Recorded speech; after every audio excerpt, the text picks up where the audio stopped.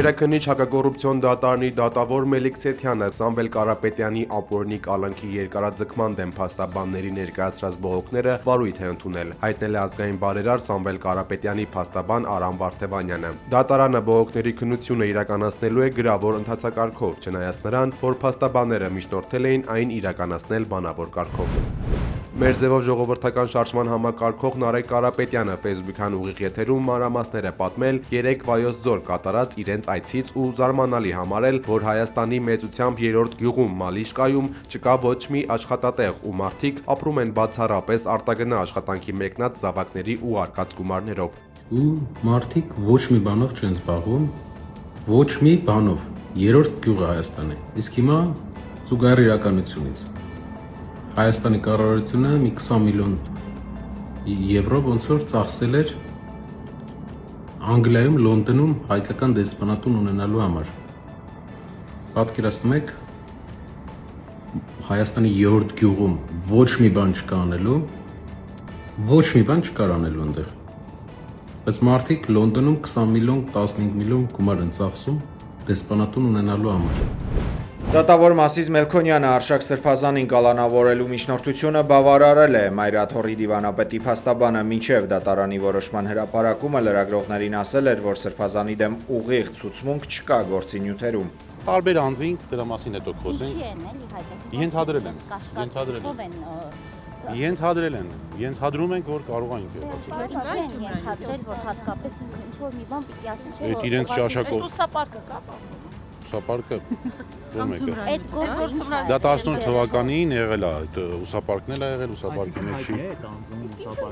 Այո, այդ Կարեն Պետրոսյանի մասին է խոսքը, պարոն Բաբայան, Կարեն նոր հայրապետ։ իր ուսապարկում չի եղել։ Բայց նա կասկած հայտնողն է եղել։ Չեմ կարող ասել հիմա։ նախագնական գաղտնի հետո դիզайн։ ինչ ա եղել 2018 Ոչ մի բան, 2018 թվականից քննվող գործի հետ կապված վերջի գործողությունն եղել է 2025 թվականի հուլիսին եւ 2025 թվականի դեկտեմբերի 4-ին ստեղծվել է քննչական խումբ, այսինքն 3 ստեղծվել է քննչական խումբ եւ ձերբակալվել է Այսինքն 7 տարիա քննում են այդ ինչ թմրանյութը։ քննչական գործողություն, հարցաքննություն։ 7 տարիա քննում են այդ թմրանյութը ոնց է հայտնվել ուսապարկում։ Այո, քննել են, այդպես էլ չեն հասկացել։ Փաստաբանը Սրբազանի դեմ բացված գործը որակել է քաղաքական, մեջբերում հատկապես որ կալանքի միջնորդությունը քննում է Մասիս Մելքոնյանը, Բագրատ եւ Միքայել Սրբազաններին կալանավորած դատավորը։ Մայրաթոր Սուրբ Էջմիածինը դատապարտում է մտածածին ու անհիմն մեղադրանքներով Մայրաթորի դիվանապետ Գերաշնորհ Տեր Արշակ arczepiskopos Խաչատրյանի կալանավորումը։ Մայրաթորի հայտարարությունում նշվում է, որ այս գործողությունները եկեղեցու նկատմամբ վերջին շրջանում սանձազերծված բռնաճնշումների եւ հոգեվորականների նկատմամբ քաղաքական հետապնդման գործընթացի շարունակությունն է։ Բարձրաստիճան հոգեվորականներին շինծու մեղադրանքներով կալանավորելը իշխանության եկեղեցահալած քաղաքականության եւ եկեղեցականների դեմ ատելության խոսքի հերթական դրսևորումն է։ Մայրաթորը պահանջում է անհապաղ դադարեցնել Տեր Արշակ arczepiskopos Խաչատրյանի եւ ազատազրկված մնացյալ եկեղեցականների ապօրինի հետապնդումները եւ վերականգնել նրանց խախտված իրավունքները, ասված է հաղորդագրությունում։ Հայտնի չէ, թե որ հոգեվորականը կմատուցի դեկտեմբերի 7-ին Գյումրիի 7 Բերք եկեղեցու պատարագը, բայց որ հոգեվորականը Շիրակի թեմից չի լինելու, դա հաստատ է։ Տեր Նարեկ եպիսկոպոս Ավագյանը, որը Միքայել arczepiskopos Աջապայանի կալանավորումից հետո նշանակվել է Շիրակի թեմի ժամանակավոր հոգեվոր առաջնորդ, լրագրողներին փոխանցել է, որ թեմից ոչ մի քահանա 7 Բերքում պատարագ չի մատուցի դեկտեմբերի 7-ին։ Վաղ առավոտյան Նիկոլ Փաշինյանն էր շտապել հանրությանը հայտնել, որ այս կիրակի էլ Գյումրիի 7 Բերք եկեղեցում է պատարագի մասնակցելու։ Ազատ գյուղի զինվորական կացարանի հրդեհի գործով դատական նիստի գրավոր ապացույցների հետազոտման փուլում պարզվել է, որ 2022-23 թվականներին ինժեներասակրավորների վաշտին վառելիք չի հատկացվել։ Տուժող կողմի ներկայացուցիչ Նորիկ Նորիկյանը նշել է, որ կացարանը պետք է ջեռուցվեր էլեկտրական տաքացուցիչով, այնինչ գլխավոր շտաբից դրանք չեն տրամադրվել։ Զինվորները կացարանը տաքացրել են սեփական միջոցներով, վառարանով։ Նորիկյանը նաև նշել է, որ կացարանի հրդեհից 1.5 ամիս առաջ թիկունքի պետը հայտարարել էր, որ հակահրդեհային համակարգը զինված ուժերում փնթի ու ահավոր վիճակում է։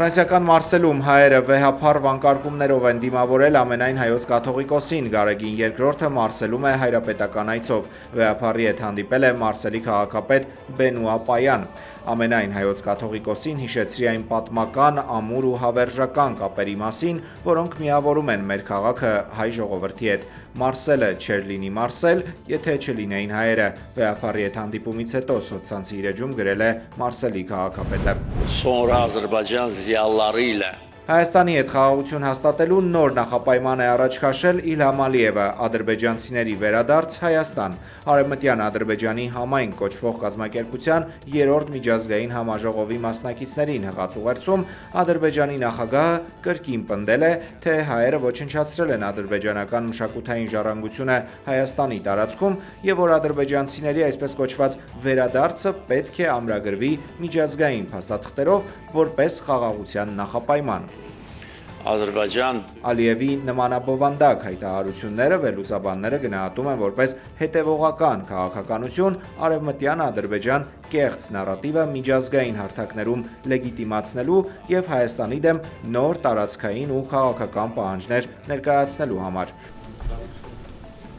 Ընդամենը 2 օր առաջ Հայաստանի վարչապետը խորհրդարանի ամբիոնից ասել էր, որ Ադրբեջանի հետ արդեն հաստատվել է խաղաղություն եւ դա փաստ է։ 110 կիլոմետրի չափով մենք ենք իրենց տարածքում։ Ազգային ժողովի նախագահ Ալեն Սիմոնյանը ավելի վաղ հայտարարել էր, թե Հայաստանի զինուժը 90-ականներից վերահսկում է Ադրբեջանի մոտ 110 քառակուսի կիլոմետր տարածք, իսկ Բաքուն մոտ 200 քառակուսի կիլոմետր հայկական տարածք։ Ադրբեջանը սկսել է Նախիջևանից դեպի Հայաստան 188 կիլոմետր երկարությամբ երկաթուղային գծի կառուցումը։ Ըստ Վաշինգտոնում ստորագրված համաձայնագրի նախատեսվում է Հայաստանի տարածքով վերականգնել Ադրբեջանի ու Նախիջևանի երկաթուղային հաղորդակցությունը։ Այսպես կոչված Զանգեզուրի միջանցքը համարվում է Եվրոպայի եւ Ասիայի միջև բեռնափոխադրումների հիմնական երթուղի։ Վնասվել է Արցախում գտնվող 17-րդ դարի Սուրբ ամենափրկիչ վանքը, հայտնել է Կովկասյան ժառանգության պահպանման միջազգային կազմակերպությունը։ Նախորդ տարվա հոկտեմբերից մինչև այս տարվա օգոստոսն ընկած ժամանակահատվածում հեռացվել է վանքի մետաղական տանիքի մեծ մասը։ Այն ավելացվել էր 2009 թվականին վերանորոգման ժամանակ։ Կազմակերպությունը կոչ է արել Ադրբեջանի իշխանություններին հայկական վանքը ներառել հուշարձանների գույքագրման ցանկում եւ ապահովել դրա պահպանությունը։ Վիեննայում կայացած ԵԱՀԿ նախարարական խորհրդի նիստում քննարկվել է Ադրբեջանի եւ Հայաստանի միջև ձեռք բերված համաձայնությունները եւ կողմերի միջև ընթացող խաղաղության գործընթացը։ Նիստերի ընթացքում նախարարները արտահայտել են իրենց աջակցությունը Հայաստանի եւ Ադրբեջանի միջև խաղաղության գործընթացին։ Դրանք ողջունել են խաղաղության համաձայնագրի կնքումը, ընդգծելով համագործակցության, իրավունքի գերակայության եւ տարածաշրջանի կայունության կարեւորությունը եւ պատրաստակամություն հայտնել աջակցել գործընթացի ամրապնդմանը։ Հայաստանը ժամանել Միացյալ Թագավորության պաշտպանության պետնախարար Վերնոն Քոքերը։ Նրա գլխավորած պատվիրակությունն առավոտյան այցելել է Հայոց ցեղասպանության հուշահամալիր, ծաղիկներ խոնարհել անմար կրակի մոտ, լսել հուշահամալիրի ստեղծման պատմությունը։ Այնուհետև պաշտպանության պետնախարարի գլխավորած պատվիրակությունը հանդիպել է վարչապետ Նիկոլ Փաշինյանին, քննարկել երկկողմ հարաբերությունները։ Զրուցակիցները կարևորել են ռազմական կրթության, կիբեռանվտանգության ոլորտներում համատեղ ծրագրերի իրականացումը, խոսել են թրիփ եւ խաղաղության խաչմերուկ նախագծերի մասին։ Շաբթի հայտնի դարձավ, որ առաջին անգամ մեր երկրում Մեծ Բրիտանիայի դեսպանությունում պաշտոնական կցորդ է նշանակվել։ Այսօր համացանցում տարածված տեսանյութի տերևներ այրող 3 աշխատակիցները Երևանի աղբանություն եւ սանիտարական մաքրում համայնքային հիմնարկի կողմից ենթարկվել են կարգապահական տուժի, իսկ տարածքի պատասխանատուն խիստ կարգապահական տուժի։ Հաստատությունը նշել է, որ իր աշխատակիցները պատշաճ իրազեկված են աղբն այրելու արգելքի մասին եւ ներողություն են խնդրել արածի համար։ Երևանի քաղաքապետ Տիգրան Ավինյանն ասել էր, որ բակերում տերևների եւ աղբի այրումը վնասում է բնակիչներին ու շրջակա միջավայրը, առաջացնելով օդի որակի կտրուկ վատթարացում, հատկապես ձմռանը։ Ըստ Ավինյանի, տերևների եւ աղբի այրումից առաջացած ծուխը 3-ից 5 անգամ ավելի վտանգավոր է, քան շինարարական փոշին։ ԱՄՆ նախագահ Դոնալդ Թրամփը շարունակում է նոր պատերազմներ դադարեցնել։ Խաղաղության եռակողմ համաձայնագիր է ստորագրվել ԱՄՆ-ի, Ռուանդայի եւ Կոնգոյի ղեկավարների միջև։ Արարողությունը տեղի է ունեցել նորաստեղծ Դոնալդ Ջեյ Թրամփի անվան խաղաղության ինստիտուտում։ Համաձայնագիրը ներառում է նաեւ տնտեսական համագործակցության կետեր, որոնք ըստ Թրամփի կմեծացնի երկրների միջև առևտուրը։ 3, 2, 1 ԱՄՆ նախագահ Դոնալդ Թրամփն առաջին տիկնոջ հետ վառել է Վաշինգտոնի գլխավոր տոնածառի լույսերը։ Մելանիա Թրամփն այս տարի անձամբ էր ընտրել Միացյալ Նահանգների գլխավոր տոնածառը եւ ամբողջ զարդարանքները։ Ռուսաստանի նախագահ Վլադիմիր Պուտինը պաշտոնական այցով ժամանել է Հնդկաստան։ Նյու Դելիում ռուս առաջնորդին դիմավորել են հանդիսավոր արարողությամբ։ Հնդկաստանի փողոցներում բազմահազարանոց երթեր են անցկացվել, որի ժամանակ ծածանվել են Ռուսաստանի եւ Հնդկաստանի դրոշները, Պուտինի եւ Մոդիի լուսանկարները։ Մասնակիցները համոզված են, որ Ռուսաստանի նախագահի այցը նոր թափ է տալու երկրին։ Հնդկաստանի վարչապետ Նարենդրա Մոդին Վլադիմիր Պուտինին հանդիպել է երկրի նախագահական պալատում։ Վլադիմիր Պուտինը հայտարարել է, որ Ռուսաստանի Դաշնության եւ Հնդկաստանի միջև ստորագրվել է համաձայնագրերի փաթեթ, որոնցից շատերը ուղղված են տնտեսական համագործակցության ընդլայնմանը։ Նրա խոսքով Ռուսաստանը պատրաստ է շարունակել Հնդկաստանին վառելիքի անխափան մատակարարումը։ Երկրները վերացրել են զբոսաշրջիկների նկատմամբ վիզայի ռեժիմը։ Պուտինը նշել է, որ Հնդկաստանում այսուհետև հեռարձակվելու է Russia Today հեռուստաալիքը։ Նարենդրա Մոդին ռուսերենով շնորհակալություն է հայտնել ռուսական պատվիրակությանը եւ սա անվանել ռուս-հնդկական հարաբերությունների պատմական փուլ։ Դրանք հիմնված են խորը վստահության վրա եւ միշտ դիմանում են ժամանակի փորձությանը, ասել է Հնդկաստանի վարչապետը։ Ռուսաստանի Գրոզնի քաղաքի Գրոզնի City բիզնես կենտրոնում պայթյուն է տեղի ունեցել։ Վնասվել են շենքի մի քանի հարկերը։ Նախնական տեղեկությամբ բիզնես կենտրոնի վրա կարող է անօդաչու թռչող սարք ընկած լինել։ Բրազիլիայում ինքնաթիռի վայրեջքի ժամանակ բռնկվել է ուղեբեռների տեղափոխման փոխարկիչը։ Օդանավի ուղևորները թողնելով բոլոր իրերը անհապաղ տարհանվել են։ Իսրայելական բանակը կրկին հարվածել է Լիբանանի հարավում գտնվող շենքերից մեկին, պատճառաբանելով, որ կանխել է այդ տարածքում Հեզբոլլա շարժման գործունեության վերականգնումը։ Նախքան հարվածելը Իսրայելը հայտարարություններ տարածել ռազմական գործողություն անելու մասին եւ կոչ արել ժողովրդին հնարավորինս շուտ հեռանալ այդտեղից։ Եվրոպական հեռարձակողների միությունը որոշել է թույլատրել Իսրայելին մասնակցել Եվրատեսիլ 2026 մրցույթին։ Իսպանիան, Նիդերլանդները, Իռլանդիան եւ Սլովենիան հայտարարել են մրցույթը բոյկոտելու մասին։ Դեռևս միայն Գերմանիան է աջակցել Իսրայելի մասնակցությունը եւ սպառնացել լքել մրցույթը արգելքի դեպքում։ Եվրոպական հեռարձակողների միության անդամները սկզբում քննարկել են հատ քվեարկությամբ որոշել Իսրայելի մասնակցության հարցը, սակայն հետո չեղարկել են որոշումը։ Փաստացի Իսրայելը կկարողանա մասնակցել հաջորդ տարի անցկացվող երգի մրցույթին։ Մասնակցության արգելքը Իսրայելի նկատմամբ ձևավորվել է, երբ երկրի դեմ մեղադրանքներ էին ներկայացվել սեփական մասնակցին անարդար կերպով աջակցելու եւ առաջ մղելու համար։ Բոյկոտած 5 երկրները սակայն նշում են, որ Իսրայելի մասնակցությունը պետք է արգելվի Գազայում իր գործողությունների պատճառով։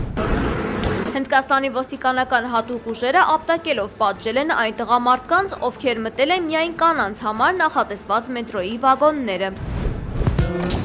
ՀՏ Հայկոն եւ Միշոն հայ տղեր խմբի մասին կենսագրական ֆիլմ կնկարեն։ Ռապերները միավորվել են, որպեսզի հանդիսատեսին վերադարձնեն 2000-ականների Հայաստան։ Ֆիլմի նկարահանումները նախատեսվում է մեկնարկել գալիք աշնանը, իսկ պրեմիերան կայանալու է 2027 թվականի դեկտեմբերի 2-ին, նշված է հայտարարության մեջ։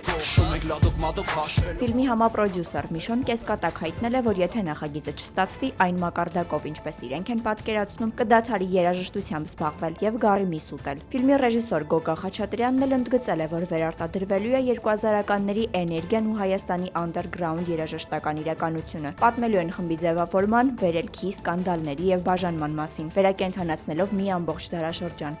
Cinemix ֆիլմ արտադրող ընկերությունը հայտնում է, որ սպասվում է ոչ միայն հուզիչ երաժշտական փորձառություն, այլև դրամատիկ շրջադարձերով լի պատմություն, որն ընդգրկելու է ամբողջ ժամանակաշրջանն ու հասնելու մինչև մեր օրեր։